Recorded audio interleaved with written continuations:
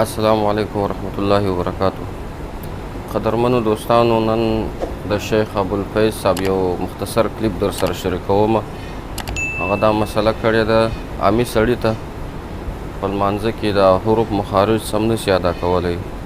نو مثلا په رکوع کې سبحان ربی العظیم پر ځای باندې سبحان ربی العظیم، د زغوا پر ځای باندې زی ووایي. نو آیا دا لمونځ یې څنګه دی؟ دغه مخارج نشي ادا کولی، نو عامي سړی وي، نو هغه دپاره یو بل بدل حرف ادا کول صحیح دی او که نه دی صحیح؟ تفصیلي خبره د ده څخه اورو. چیرې د یو سړي دا د ضا مخرج نه ایسته، ضا په رکوع کې موږ تاسې څه شي وایو؟ سبحان ربي العظیم بالضا. نو عام خلق چې د اکثرو د دې حروفو مخارج نه ایسته، نو چې نه ایسته کله چې ضا ادا کوي هغه زی جنې وویل شي. اوس ګوره سبحان ربي العظیم ضا ده، اوس که داسې وویل شي سبحان ربي العظیم، دا لمونځ فاسد. دا ضا کې په زی وویل لمونځ فاسد. عظیم بالضا دا د الله پاک د نومانو څخه دی. عظیم معنا لوی، هغه ذات چې لوی دی. سبحان ربي العظیم پاکي د هغه ذات لره، هغه زما رب العظیم چې دی لوی دی، د علم د لارې، د قدرت د لارې، د صفات د لارې. اوس بیا که چیرې عظیم شي په ځای، عظیم بیا هغه لوی دشمن ته ویل کېږي. عظیم هغه سخت دشمن، هغه لوی دشمن. دا د عظیم ترجمه ده چې په ځای سره وویل شي. نو اوس که یو سړی ووایي په رکوع کې سبحان ربي العظیم، نو خو ترجمه یې فاسده شوه. عظیم خو هغه لوی دشمن ته ویل کېږي، اطلاق یې پر الله پاک نه کېږي چې الله پاک نو د دې مؤمنانو دشمن دی، نه. نو لمونځ فاسدېږي. که چا په رکوع کې سبحان ربي العظیم په ځای سره وویلي لمونځ فاسد دی، بلکې په ضا سره به وایي سبحان ربي العظیم.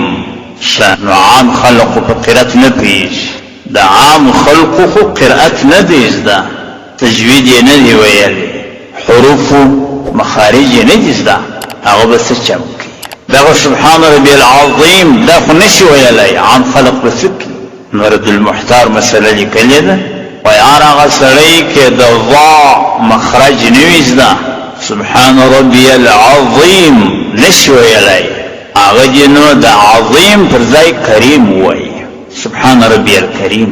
د عام خلقو دپاره هم دغه فیصله ده چې عام خلق سبحان ربي العظیم نشي ویلی، نو دوی به په رکوع کې سبحان ربي الکریم وایي، سبحان ربي الکریم، سبحان ربي الکریم، سبحان ربي الکریم. بس لمونځ یې جوړ وي. او د عام خلقو هم د عظیم لفظ نه دی زده، نو چې نه دی زده نو په ځای دې نه اړوي، سبحان ربي العظیم دې نه وایي، که سره دې د عظیم پرېږدي پر ځای دې کریم وایي، سبحان ربي الکریم، سبحان ربي الکریم، سبحان ربي الکریم. دا د رد المحتار مسله ده. بعضې ګمراهان بې مذهبه کسان د وهابیانو سلفیان نه دي، هغه وایي وای خامخا به سبحان ربي العظیم وایه، که دې د عظیم پر ځای کریم وویلي نو ستا لمونځ فاسد. دا بیا د وهابیانو فتوا ده، دا د سلفیانو فیصله ده. تاسې ښه بیداره اوسئ، دا د سلفیانو خبرې چې دي غوږ یې مه پرېږدئ. زموږ د مذهب هغه فیصله ده چې مخکې مې درته وویل چې هر هغه څوک که سبحان ربي العظیم دا نشي ویلی، هغه یې سبحان ربي الکریم وایي. دا زموږ د فقه فیصله ده. د عام خلقو دپاره اوس دغه فیصله ده چې سبحان ربي الکریم دی وایي، دا د عام خلقو دپاره دا فیصله ده. نو محترم مسلمانانو وروڼو، که چیرې په دې بیان کې په دا ویډیو کې څه معلومات ترلاسه کړی وي، د ملګرو سره هم شریک کړئ او چینل سبسکرایب کړئ، تر څو نورې هم دا رقم معلوماتي ویډیوګانې تر تاسې په اسانۍ ورسیږي، او د ملګرو سره هم دا چینل شریک کړئ تر څو په ثواب کې برابر سره شریک شو.